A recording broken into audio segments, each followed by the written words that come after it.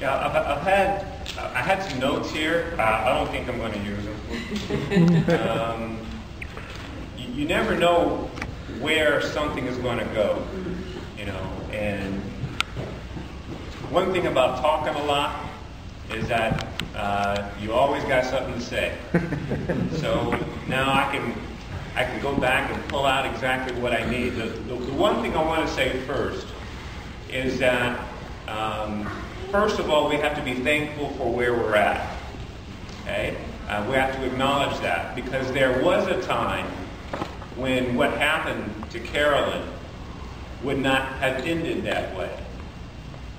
She would have been taken, she would have been beaten. We may not have seen Carolyn anymore. Fortunately, we are not there today, but that's not enough.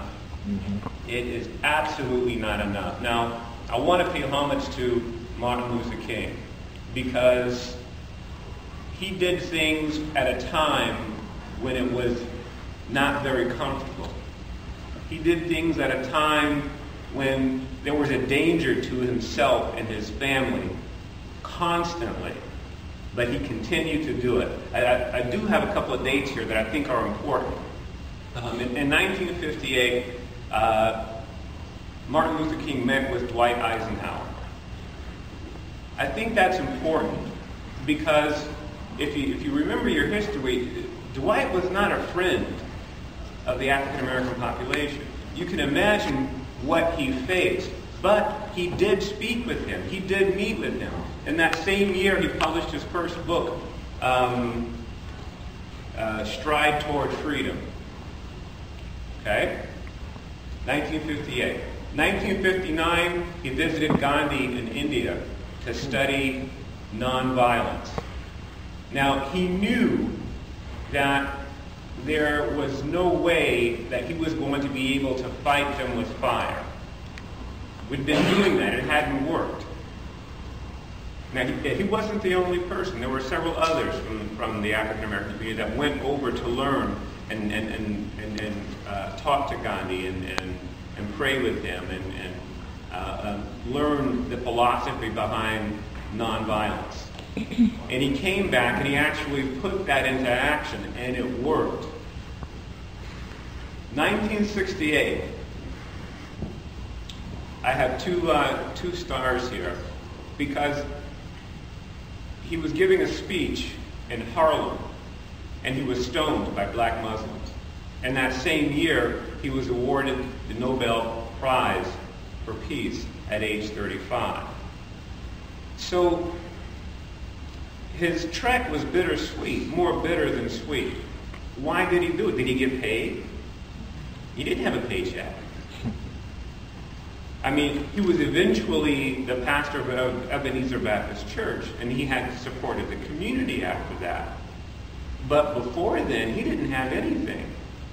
And even then, it was just his needs that were being met. He didn't do it for money.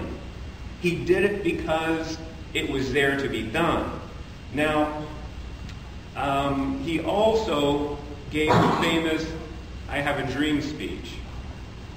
And if you look at the history shows that play about now, you may see, if you haven't already, I would look for it, the meetings that he has with his deacons and ministers and friends, his inner circle, the night before he was assassinated.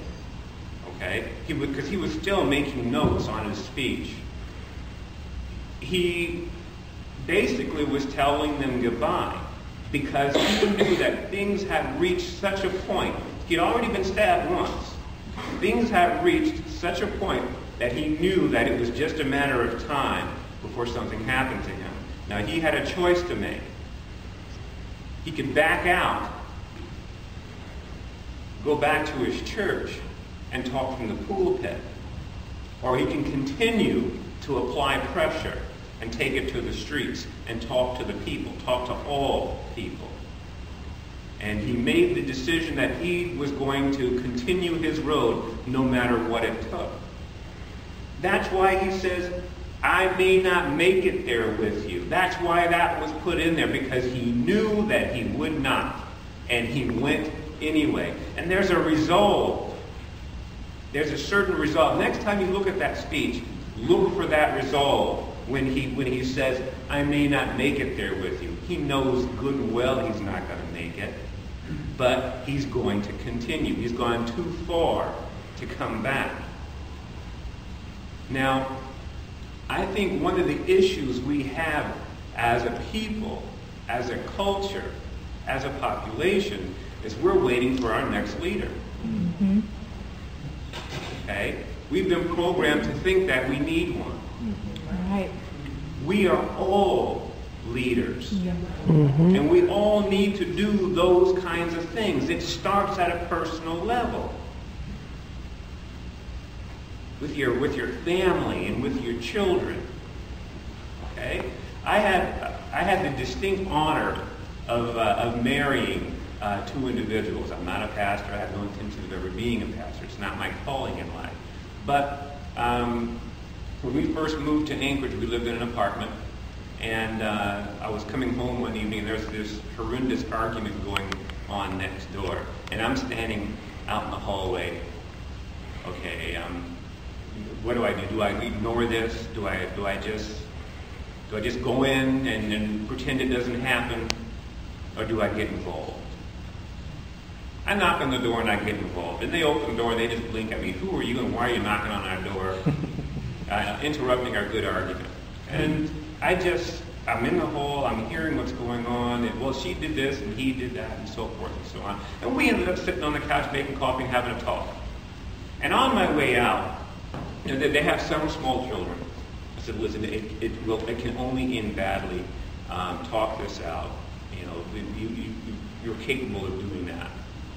You know, it gets out of hand, the police are coming, you're going away.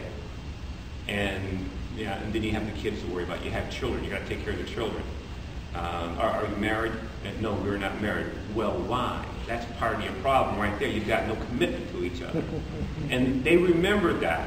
And so almost 2 years later, it says, we're getting married and we want you to marry us. Wow. Okay? There's got to be commitment in the house, in the home.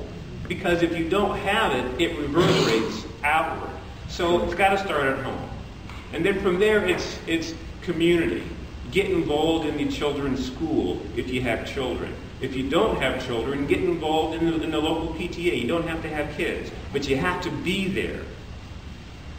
You know, a lot of people don't know that, you know, churches actually get involved in political things. They usually have people that do that. Ask about it. Don't just go on Sunday. It's a social thing. It's a community thing. Mm-hmm. Grassroots. That's how it started. So get involved at a community level. Get involved at your local government level. Run for something. We're also programmed to think that we don't matter. Nothing that we have to say is important. Everything we have to say is important because every one of us touches everybody else. What happens to one of us happens to all of us. It was Carol 5 years ago. It may be me tomorrow. Yes. It may be you tomorrow. You know, I went to a conference. One of the foremost African American researchers in the U.S. was talking about some things.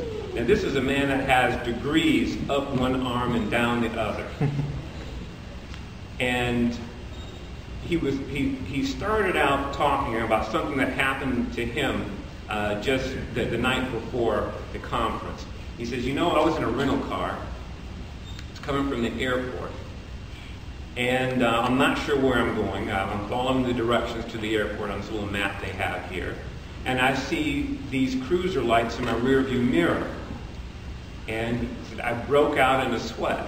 He said, my heart was beating. I pulled over to the side, and the car passed me by. And I sat there and I thought, I have no reason to be afraid.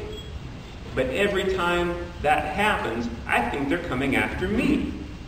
We're programmed. Right. So what I'm saying is, that's part of my work. I'm a social scientist. I wrote the theory on transgenetic adaptive behavior.